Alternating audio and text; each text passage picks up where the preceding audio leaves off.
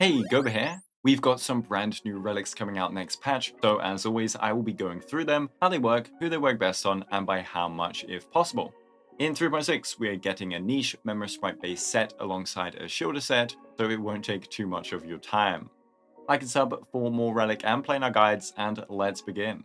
World-Remaking Deliverer is our first set, and another one that makes me wish we could see them in combat somehow because the drip is immaculate. The two-piece effect grants us 8% crit rate, our second of this kind after Scholar lost in Erudition. We therefore have a nice consolation prize if farming for the other set rather than this one. Now for the 4-piece. First, the wearer must use a basic or skill, so basically a normal action during their turn. Then, if they have a memosprite on the field after this basic or skill occurs, two things will happen. First, the wearer and their memosprite will get a 24% max HP buff. Secondly, all allies will get a 15% damage buff. This effect will last until the wearer's next basic or skill, but that means we can just refresh it on our next turn unless we are CC'd or something. All this set requires is that you have the memosprite on the field after your basic or skill, but that means you can have them on the field from before. It doesn't mean you need to summon them again or anything. So this works on your first summon with characters like RMC and Hyacinth, and in fact this after part is probably just because the set was made for Evernight as she summons and disappears EV repeatedly. They added this so that after she skills and summons EV, the buffs will still appear, and also so the buff would be up instantly on other Remembrance units. So this is just a ton of free stats as well as a team-wide damage buff, and since it's team-wide, it's not like you're even missing out as a DPS. If you are HP scaling, then even better, but the HP buff can still benefit other teammates. For example, Caceres' HP drain would appreciate allies wearing this a little bit, Tribby's max HP gain likewise. And without the classic limitation of this effect cannot stack, you can assume that it does in fact stack. But of course, I'm not going to do this video without testing the relics, and so I tested it as well, and it does stack. It is not like the Warrior Goddess set that is limited to one holder for the crit damage. So who can this go on? The first is Evernight. The crit rate is perfect, the max HP for EV is amazing for damage, and then you get damage percent. The damage percent will benefit her as a main carry by boosting her own damage alongside supports like Tribby and Hyacinth. If she's a sub DPS, she gets to boost Caceres a little on top too. Because there aren't really many other alternatives, this set on her is by far her best outside of sussy sub DPS shenanigan playstyles. The other two main candidates would be Remembrance MC and then Hyacinth with her S1. RMC can actually activate this unlike the Warrior Goddess set. Remembrance MC wants to go fast to generate as much mem charge as possible for constant advances and true damage uptime. This is achieved with 2-piece speed combinations or, for optimized runs, an Eagle set.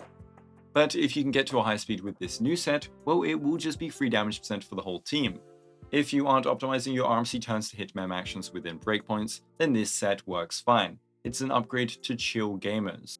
You could farm this set for Evernight and give her the slow, high crit and high HP pieces, and give RMC any big speed pieces you drop. You drop speed pieces, right? Hyacinth specifically would want her S1 as her speed requirements are very high, and so without the 12% speed from the Warrior Goddess set, it's a bit tricky.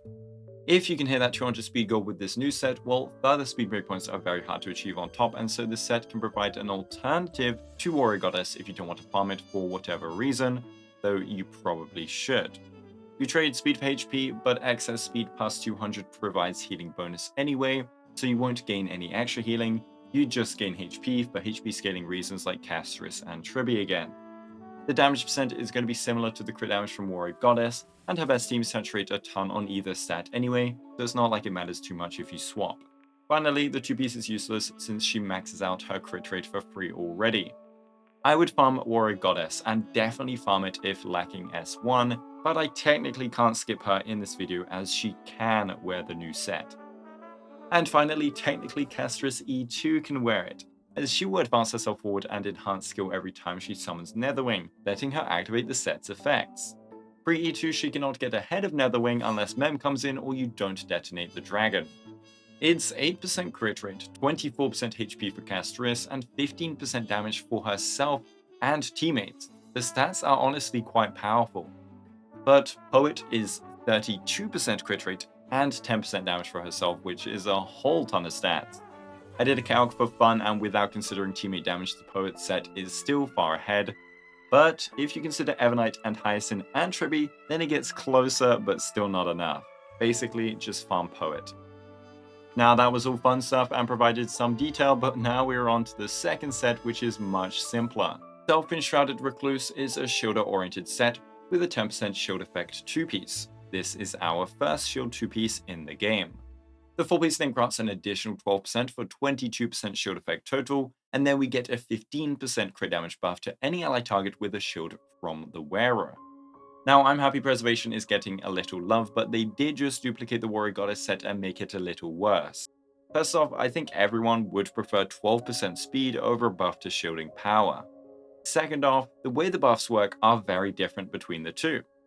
Gentle Rain gets applied to the wearer and is thus a permanent buff to the whole team. This buff instead requires the shield to still be intact, so if an enemy nukes you, bye-bye crit damage. If your shield uptime is poor due to the shielder's kit, or the ally with the shield taking too many actions, well, bye-bye crit damage as well.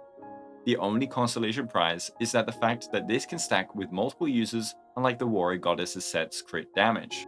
But no one is running multiple preservation teams, and especially not for just 15% crit damage.